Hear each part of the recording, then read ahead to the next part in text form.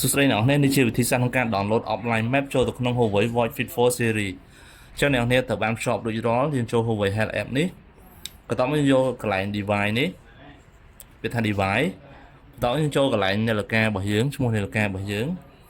បន្ទាប់មកគឺយើងយកតាក់ទងជាមួយនឹង find offline map នេះយើងចុច offline map បន្ទាប់មកវានឹងធ្វើការតាក់ទងជាមួយនឹងចាប់នៅទីតាំងរបស់យើងនេះអញ្ចឹងទីតាំងរបស់យើងគឺនៅ Cambodia អញ្ចឹងយើងអាច download មកអូខេអញ្ចឹងយើងអាចយកទាំងពីរមកសម្រាប់ Fit 4 Pro អញ្ចឹងធ្វើការ download នៅពេលដែល download ចប់វានឹងធ្វើការ transfer ទៅនាឡិការបស់យើងអូខេអញ្ចឹងនៅពេលអ្នកនរ download online map បានចប់អញ្ចឹងនៅពេលដែលអ្នកនរចូលទៅមុខងារកីឡាណាមួយណាអ្នកនរនេះអាចធ្វើការប្រើប្រាស់មុខងារ offline map បានដូចជា outdoor run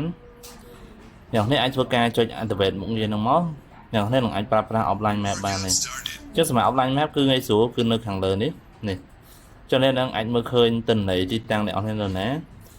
បង្ហាញតាក់ទងជាមួយមុខងារ road back ហើយនឹងបង្ហាញ map ទីតាំងរបស់យើងបានណានេះអញ្ចឹងបើសិនអ្នកនរអត់ធ្វើការ download map offline map ទេអ្នកគ្នាអាចមើល map បានទេ